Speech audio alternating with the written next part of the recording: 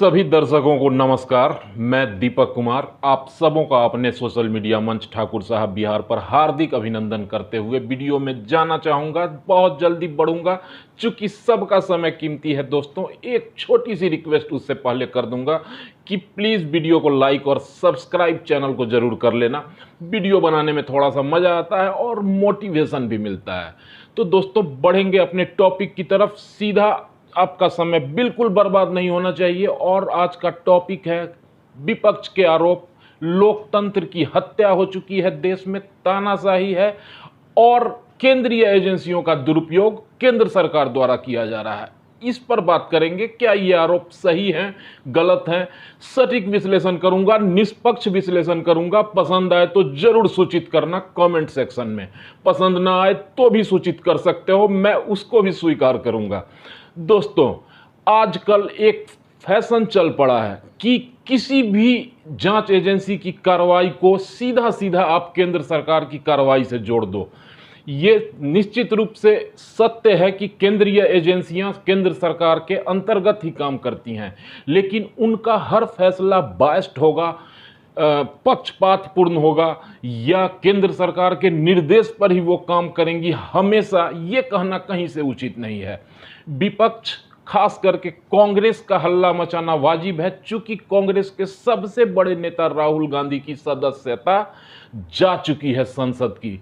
और ये कोई अजूबा बात नहीं है। ये दोस्तों पहली बार नहीं हुआ है। देश में इससे पहले बहुत बड़े बड़े नेताओं की सदस्यता सजा मिलने के चलते जा चुकी है। कुछ प्रमुख नाम बताना चाहूंगा। स्वर्गीय जयललिता जी की सदस्यता भी गई थी। सबसे पहले लालू यादव जी, हमारे बिहार के बहुत बड़े नेता, उनकी सदस्यता गई। कुलदीप सिंह सेंगर, एक अपने बिहार में ही कुढ़नी के विधायक, उनकी गई। बहुत सारे नाम गिना सकता हूं। करीब 35 जनप्रतिनिधियों की सदस्यता इस एक्ट के चलते गई, जिसका नाम है पीपुल रिप्रेजेंटेशन एक्ट, जन प्रतिनिधित्व कानून। 1951 में बना था। इसके अंतर्गत आपको अगर 2 साल से ऊपर की सजा होती है तो 3 महीने विचार करने का समय दिया गया था कि 3 महीने के बाद इसको आप खत्म कर सकते हैं सदस्यता, संसद के अध्यक्ष के, लोकसभा के अध्यक्ष के सहमति से। और इसमें एक और प्रावधान था कि सुप्रीम कोर्ट तक लड़ेंगे तब तक आप सदस्यता खत्म नहीं कर सकते हैं। अगर सजा निचली कोर्ट से मिली है तो आपको ऊपर के कोर्ट तक जाना पड़ेगा, वहां तक आप संसद या विधायक बने रह सकते हैं।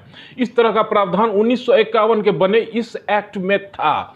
लेकिन 2013 में सुप्रीम कोर्ट ने इस एक्ट में संशोधन करते हुए, जो एक केस आया था मधु लिप्से बनाम भारत सरकार, उसमें यह संशोधन किया और कहा कि जैसे ही किसी जनप्रतिनिधि को 2 वर्ष की सजा मिलती है, वो किसी भी कोर्ट से मिले, लोअर कोर्ट से मिले, सेशन से मिले, हाई कोर्ट से मिले, सुप्रीम कोर्ट से मिले, सजा मिलने के बाद उनकी सदस्यता स्वतः निरस्त हो जाएगी। उसके लिए किसी को कोई आदेश देने की जरूरत नहीं है।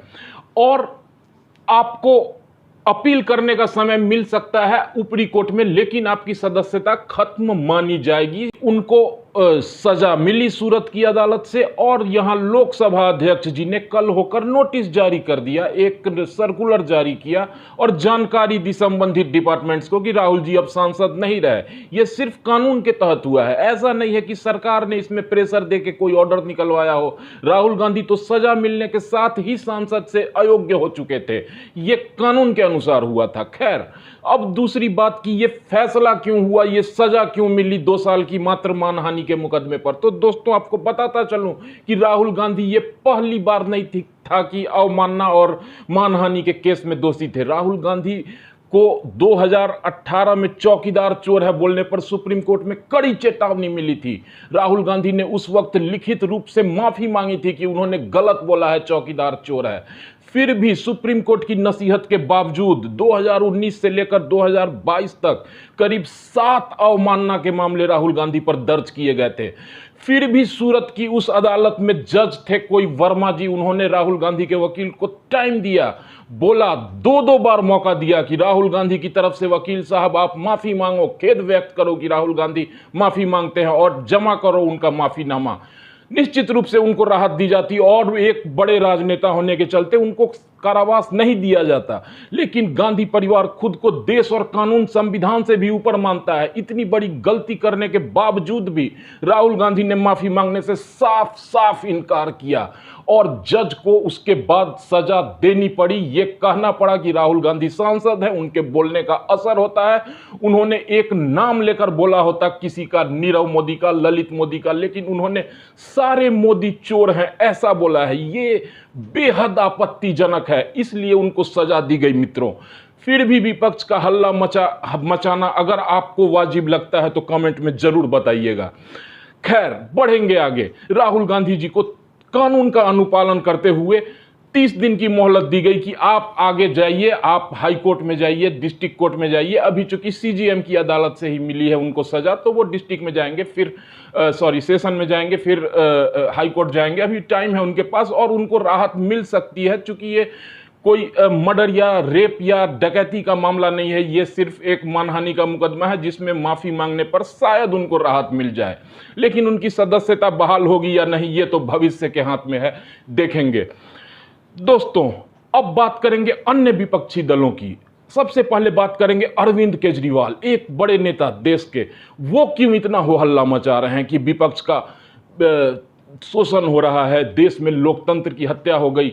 सोच के देखो, आम आदमी पार्टी के नंबर 2 के नेता मनीष सिसोदिया और नंबर 3 के नेता सत्येंद्र जैन, ये दोनों घोर आपराधिक भ्रष्टाचार के मामले में तिहाड़ जेल में बंद हैं। कहीं ना कहीं जांच एजेंसियों से अरविंद केजरीवाल को भी डर है और इसलिए वो कांग्रेस के कंधे पर बंदूक रखकर चला रहे हैं, अपने मामले में कुछ नहीं बोल रहे हैं। हाल फिलहाल शराब घोटाले के बाद बिजली घोटाले का भी नाम आ चुका है और निश्चित रूप से एलजी साहब बिजली घोटाले में भी जांच का आदेश बहुत जल्द देने वाले हैं। सबको पता है कि इसमें भी घोटाला हुआ है। करीब 3000 करोड़ रुपए बिजली कंपनियों के माफ किए गए, कोई ऑडिट नहीं मिल रहा। सोच के देखो कि जितने लोग हो हल्ला मचा रहे हैं वो सिर्फ इसलिए कि अपनी गर्दन बचे, हमारे ऊपर हाथ ना पड़े। हमारे हो हल्ले से डर के केंद्र सरकार या केंद्रीय जांच एजेंसियां डर कर चुप होकर बैठ जाएं। लेकिन दोस्तों, मैं एक बात जरूर बताना चाहूंगा, मैं एक स्वतंत्र राजनीतिक विश्लेषक मानता हूं खुद को। ना मैं किसी पार्टी का मेंबर हूं, ना मैं किसी पार्टी में कार्यकर्ता या नेता हूं। मैं एक एडवोकेट भी हूं पेशे से। अभी फिलहाल मैं प्रैक्टिस नहीं करता, लेकिन एलएलबी की हुई है मैंने। मैं एक राजनीतिक विचारधारा रख सकता हूं, मेरी अपनी पॉलिटिकल बिलीफ फेथ हो सकते हैं। मैं निश्चित रूप से भाजपा के सभी नेताओं को ईमानदार नहीं मानता, लेकिन मैं नरेंद्र मोदी जी को जरूर ईमानदार मानता हूं, चूंकि उनके पास कुछ है ही नहीं जो पकड़ा जा सके। यार, मैं सभी विपक्ष के नेताओं को यह इनवाइट करना चाहता हूं, चैलेंज करना चाहता हूं कि कुछ तो करो। 2014 के बाद मोदी आए थे, 2014 से पहले कहां थे तुम लोग जब तुम सरकार में थे?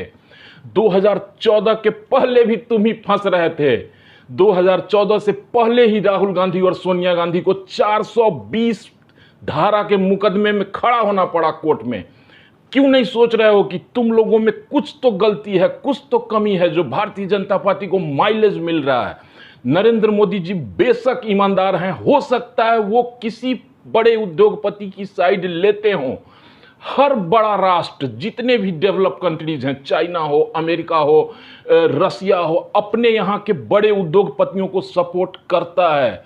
राहुल गांधी जी कांग्रेस जब सत्ता में थी तो वो भी करती थी। आज आप विपक्ष में हो तो अडानी अंबानी को भले गाली दे दो, वो सही हैं गलत हैं मैं उसमें नहीं जाना चाहता, ये टॉपिक भी नहीं है हमारे वीडियो का। लेकिन उद्योगपतियों को डाउन कर दोगे तो देश की अर्थव्यवस्था बर्बाद हो जाएगी, ये लिख कर रख लो राहुल गांधी जी। आपको भी पता है कि इंदिरा गांधी जी, स्वर्गीय इंदिरा गांधी जी और धीरूभाई अंबानी एक टेबल पे बैठ के डिनर किया करते थे। क्यों करते थे? क्योंकि बड़े उद्योगपतियों का देश के विकास में सबसे बड़ा हाथ होता है। आज अंबानी परिवार 10,000 करोड़ रुपया सिर्फ इनकम टैक्स देती है। आप सोच के देख सकते हो, एक पूरे राज्य की जीडीपी के बराबर तो एक उद्योगपति टैक्स देता है दोस्तों। उसके ऊपर इस तरह से बिना सबूत के आरोप लगाना मैं कहीं से सही नहीं मानता। खैर, बढ़ेंगे आगे। अरविंद केजरीवाल की बात हो गई, अब बात करेंगे शिवसेना वालों की। वो भी कांग्रेस के साथ खड़े हैं कि राहुल गांधी का निलंबन गलत है। अरे यार, कैसे गलत है? उसने गलत किया है तो उसको सजा मिली। न्यायपालिका ने सजा दी है, कोई मोदी ने तो दी नहीं। मोदी जज थोड़े ना है यार। आप भी मोदी को कटघरे में खड़ा करो ना। अगर उसकी गलतियां तुमको मालूम है, अगर मालूम है कि 20,000 करोड़ रुपया अडानी को नरेंद्र मोदी ने दिया है, तो आप कोर्ट में जाओ, कोर्ट उसको देखेगी। सुप्रीम कोर्ट में जाओ, हाई कोर्ट में जाओ, बहुत सारे रास्ते हैं खुले हुए। आप जाते क्यों नहीं? सिर्फ जनता के बीच में अनर्गल बयान देने से और काले कपड़े पहनकर पार्लियामेंट में बैठने से, घूमने से थोड़े ना तुमको नरेंद्र मोदी दोषी हो जाएंगे और जनता मान लेगी। नरेंद्र मोदी ने देश के विकास में एक अहम योगदान साबित किया है। क्यों नहीं मान रहे आप लोग कि आज तक 9 साल में भ्रष्टाचार के एक चवन्नी का मामला भी नरेंद्र मोदी पर तुम लोग नहीं निकाल पाए, फिर भी बोलते हो चौकीदार चोर है। यार थोड़ा सा तो सोचो, थोड़ी सी शर्म भी कर लो।